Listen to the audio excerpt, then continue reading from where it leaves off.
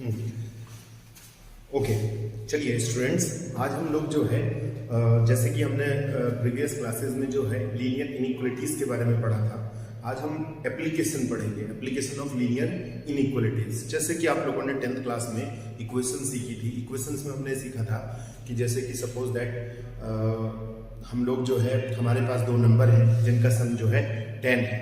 जैसे हम लोग दो नंबर सेलेक्ट कर सकते हैं। दो नंबर सेलेक्ट कैसे कर सकते हैं कि जैसे कि x है, एक x+1 है, ये दो नंबर्स है हमारे पास, कॉन्जिक्यूटिव नंबर्स, और हमें ये बताना है कि इन दोनों का जो सम है, यानी कि सम जो है वो किसके इक्वल है, 10 के इक्वल है। तो हमने 10th में हमने शायद ऐसा कुछ सीखा था। तो हमने क्या करना है, यहाँ से x की वैल्यू निकालनी है और x की वैल्यू निकालकर यहाँ और यहाँ पुट कर देना है। तो हमें क्या मिल जाएगी, वो दोनों नंबर मिल जाएंगे। या शायद वो आप लोगों को आपने ऐसा भी पढ़ा था कि जैसे कि सपोज दैट हमारे पास जो है x रुपीज है, मैं उसका डबल कर दूं और उसमें +3 कर दूं, तो we will have 800 rupees. Find the value of x, यानी कि मेरे x की वैल्यू बतानी है या मेरे पास कितने रुपए थे। मैंने उसमें डबल किया, +3 किया और इक्वल टू क्या कर दिया, 100 रुपीज बन गया। तो ऐसे कुछ क्वेश्चंस हम लोगों ने जो है 10th क्लास में सॉल्व किए थे। अब हम लोग इक्वेशन यूज नहीं करने वाले हैं। इक्वेशन की जगह पे क्या सिंबल यूज करने वाले हैं, ये वाले सिंबल, ये वाले सिंबल। तो देखिए इस सिंबल का मीनिंग क्या है। इस सिंबल का मीनिंग ये है कि जैसे कि सपोज दैट ये लिखेगा x ग्रेटर इक्वल टू 3 है, तो x की वैल्यू कितनी होगी, देखिए 3, 4, 5, 6 और ये 7। इसका मतलब क्या है कि ये इसकी सबसे मिनिमम वैल्यू है। इसके बाद तो इसके नंबर्स बढ़ रहे हैं। तो याद रखिएगा आप लोग कि जब कभी भी ये सिंबल यूज किया जाए तो इसका मतलब होता है मिनिमम। इसका मतलब होगा मिनिमम। जैसे कि अगर मैं ये बोल दूं कि इन दोनों का जो सम है वो मिनिमम 10 है, अब समझिएगा कि ऐसे दो कॉन्जुगेटिव नंबर जिनका सम जो है वो मिनिमम है, तो x और x+1 इनका जो सम है वो कितना है, मिनिमम 10 है। तो आप लोग इस इक्वेशन को यूज करेंगे। पहले हम लोग इक्वल यूज करते थे कि दोनों नंबर का सम जो है वो 10 है। अब हमें क्या यूज करना है कि उनका सम जो है वो मिनिमम 10 है। तो जब ये सिंबल होगा वो मिनिमम होगा, मिनिमम या एटलीस्ट, यानी कि एटलीस्ट भी अगर वर्ड यूज करते हैं कि इनका सम एटलीस्ट 10 है, तो आप लोग इसी सिंबल को यूज करेंगे। अब बात आती है कि जब मैंने बताया कि इसका मीनिंग जो है वो क्या है, मिनिमम एंड एटलीस्ट। अगर सपोज दैट ये वाला सिंबल यूज किया जाए तो इसका मतलब होता है मैक्सिमम और एटमोस्ट, मैक्सिमम या एटमोस्ट। आप इस सिंबल को यूज कर सकते हैं किसके लिए, मैक्सिमम या एटमोस्ट के लिए। तो जैसे मैं ये बोल दूंगा कि इन दोनों का जो सम है वो मैक्सिमम कितना है, 10 है। तो अब हम लोग जो है इन्हीं इनइक्वालिटीज का यूज करके कुछ क्वेश्चन सॉल्व करने वाले हैं। आपको मैं याद बात बता दूं कि इन दोनों सिंबल्स का यूज होगा लेस देन या ग्रेटर। तो अगर मिनिमम बोल रहा है या एटलीस्ट बोल रहा है तो आप ग्रेटर यूज करेंगे, और लेस देन बोल रहा है तो आप क्या यूज करेंगे, मैक्सिमम। Is it clear? तो अब हम यहाँ पे कुछ क्वेश्चन जो है सॉल्व करेंगे इसी से रिलेटेड। आज हम कुछ क्वेश्चन सॉल्व करेंगे।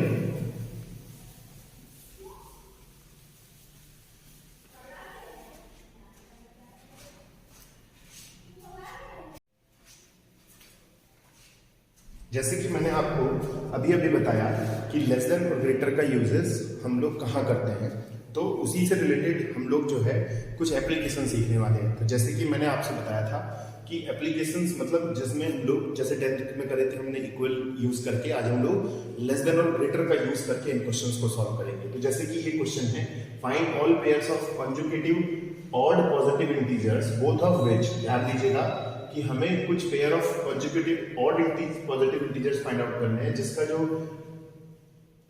है इसमें लिखे both of which are smaller than 10 and their sum is more than 11, यानी कि जो है बोथ ऑफ व्हिच जो है वो लेस देन 10 है और दोनों का जो सम है वो क्या है, वो 11 है। मोर देन 11 मतलब 11 से अबव है। तो आप 11 से अबव का मतलब ग्रेटर साइन यूज करेंगे। दोनों का सम जो है मोर देन 11 है, तो हमने लेट कर लिया कि x और x+2 क्या है, वो जो कॉन्जुगेटिव ऑड नंबर्स हैं। ध्यान रखिएगा, हमें ऑड नंबर्स हमने एज्यूम किए हैं x और x+2, ठीक है। तो अब देखिएगा पहली कंडीशन ये बोल रहा है कि both of which are smaller than 10, यानी कि x+2 जो है वो क्या है, लेस देन 10 है, एंड दोनों का जो सम है x+2 वो क्या है, मोर देन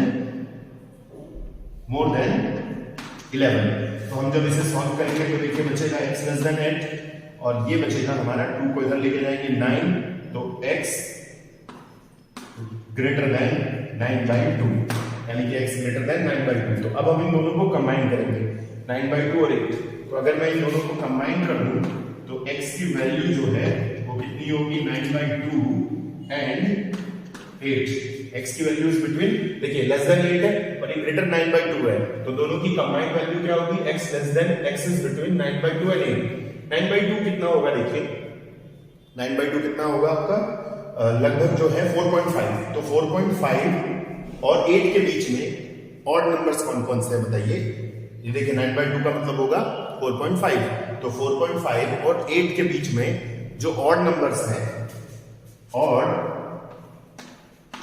नंबर्स जो हैं वो बताइए क्या होंगे, 5 एंड 7।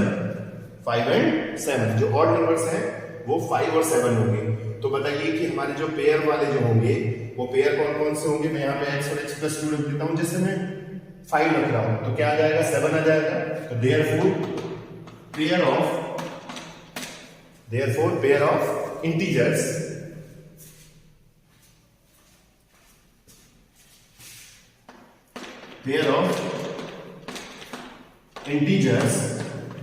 वो होंगे हमारे, जैसे मैं x की वैल्यू यहां जो मैंने एज्यूम किया, देखिए 5 रखूंगा तो यहां रखूंगा x प्लस 2 में तो 7 आ जाएगा, एंड अगर मैं 7 रखूंगा तो आ जाएगा मेरा 9। अब ये देखिए इन दोनों का सम जो है, देखिए अब इसमें बोल रहा हूं कि both of which are less than 10 है, तो ये दोनों देखिए क्या है, लेस देन 10 है। ये दोनों नंबर भी क्या है, लेस देन 10 है। लेकिन अगर मैं दोनों का सम कर दूं तो ये मोर देन 11 हो जाएगा। इसका सम देखिए 12 होगा, यानी कि मोर देन 11, और इसका सम भी क्या होगा, देखिए मोर देन 11 होगा। तो मैंने आपसे जैसे बताया कि हमें करना क्या है, दोनों को हमने एज्यूम किया, इसमें से जो है x प्लस 2 को लेस देन 10 किया और दोनों का सम किया मोर देन 11। तो हमारी ये कंडीशन आ गई x less than 8, x greater 9/2। तो इन दोनों को अगर मैं मिला दूं तो x इज बिटवीन 9/2 और 8 आ जाता है। तो 9/2 और 8, 9/2 कितना होगा हमारा जो है 4.5। तो 4.5 और 8 के बीच में जो ऑड नंबर्स हैं वो कौन कौन से हैं, वो है 5 और 7। अब मैं ये जो, इसका मतलब ये मेरे को x की वैल्यूज मिल गई, तो x की वैल्यू 5 है और एक बार 7 है, तो मैं 5 रखूंगा यहाँ पर, यहाँ जो मैंने एज्यूम किया है 5 रखूंगा तो ये 7 आ जाएगा, अगर 7 रखूंगा तो 9 आ जाएगा। तो इस तरीके से हम लोग इनइक्वालिटीज का यूज करके ऐसे टाइप के क्वेश्चंस को सॉल्व कर सकते हैं।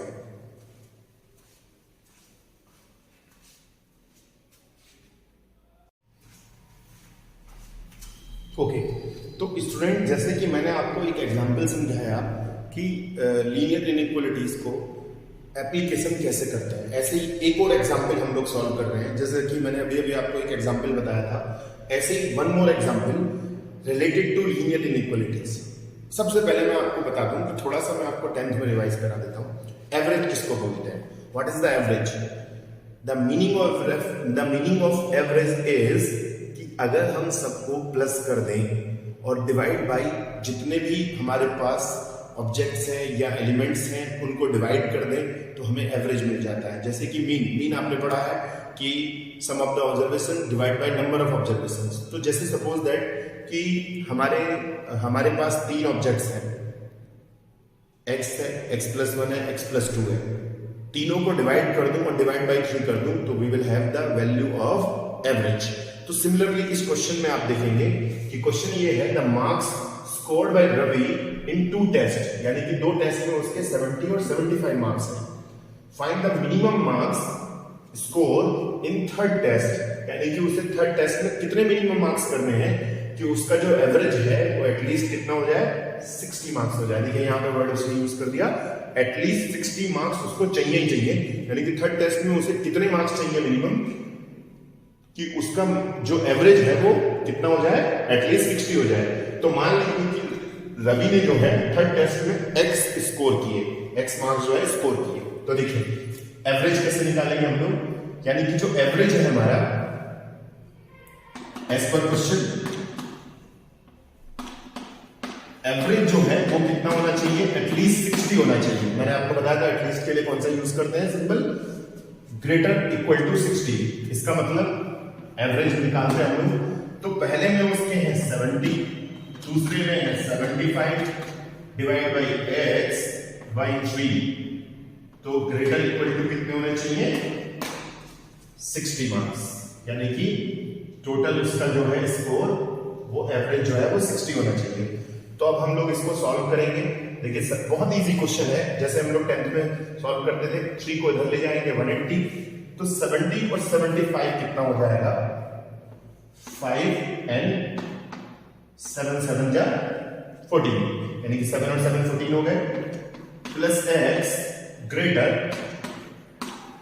180, यानी कि 3 जो है देखिए इधर चला जाएगा 60 के साथ, तो 3 6 जा 18, यानी कि 180 हो जाएगा। इसे सॉल्व करते हैं, बहुत इजी क्वेश्चन है, बहुत 180 माइनस देखिए आ जाएगा 145,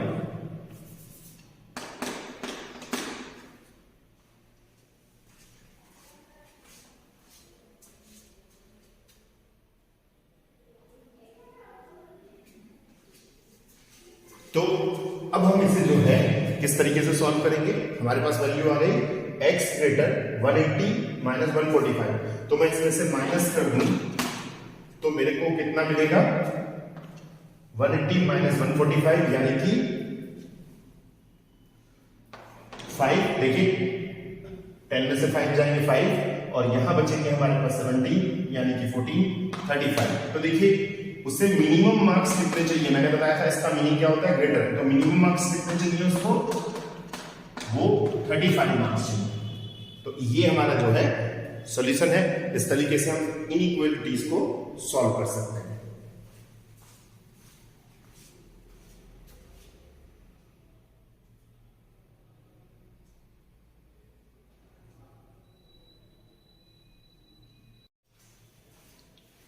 तो स्टूडेंट हम एक और एग्जांपल सॉल्व करते हैं जो रिलेटेड है हमारे लीनियर इनइक्वालिटीज के। हम अलग अलग टाइप के क्वेश्चन सॉल्व कर रहे हैं जिससे आपको हर वैरायटी समझ में आए।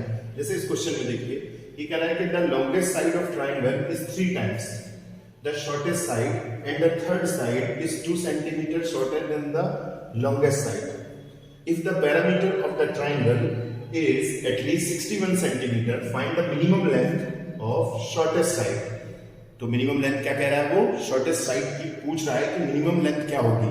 तो हम लोग क्या कर देते हैं, शॉर्टेस्ट साइड की लेंथ लेट कर लेते हैं जो x है, यानी कि आप x सेंटीमीटर लेट कर सकते हैं। तो लॉन्गेस्ट साइड क्या कह रहा है उसका, लॉन्गेस्ट साइड क्या कह रहा है कि 3 टाइम्स, देखिए ये कह रहा है 2 times shorter than the longest side, the shortest side and the third side is 2 centimetre shorter than the longest side, ठीक है ना। तो लॉन्गेस्ट साइड हमने 3x लेट कर ली, तो थर्ड साइड क्या हो गई हमारी 3x माइनस 2, ठीक है। तो हमने ये x लेट कर लिया। तो ये क्वेश्चन है हमारा। अब इसमें ये कह रहा है कि जो पैरामीटर है वो हमारा क्या है, वो एटलीस्ट 61 सेंटीमीटर है। अब हम इसे सिंप्लीफाई करते हैं कि जो पैरामीटर है हमारा वो कितना है। चलिए तो पैरामीटर हम लोग सॉल्व करते हैं।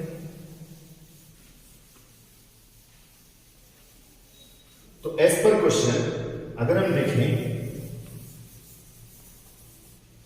इसको जो है यहां सिंप्लीफाई करते हैं हम लोग। As per question